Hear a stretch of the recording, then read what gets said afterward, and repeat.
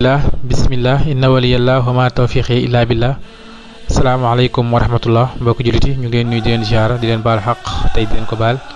di ñaan Cheikh Mouhamadou Mountakha mu yàgg fi loolu te ànd ak wér noonu la ko ñaanal jullit yëpp ak taalibe yëpp di ziare baax a baax waa Cheikh Kennel Ahmad TV Nourou Khadim TV ak mboolem ku ñuy teewlu waaye tey ñu nekk ci juróomeelu guddig weeru koor Serigne Cheikh Mbacké wax ni képp ku naafila ci juróomeelu guddig weeru koor ñeent rakka bu ci ne nga tari Fatiha benn yoon teg ci alam nashrah laka sadrak ñetti yoon ci qul huwallahu ahad ñetti yoon ne insha allah dana mel ni ku aj junni yoon umra junni yoon des na ko musal ci ak ñàkk des na dolli wërsëgam te arafu ci nekk des na ko ca bindal ñaari malaayka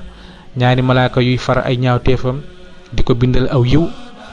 des na ko ca yëkkatil ay daraja ba bis bay dellusiwaat déwén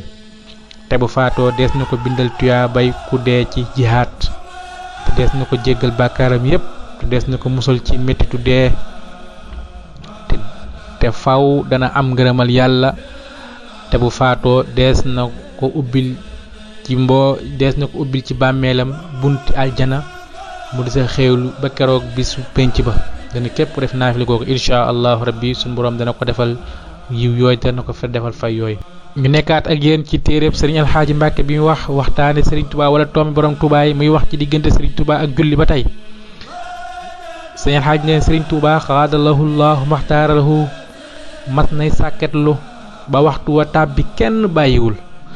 ba mu ñëwee ni leen firi leen mbooleem lu ngeen sàkketan ba ñu noddeeg léegi wér na lool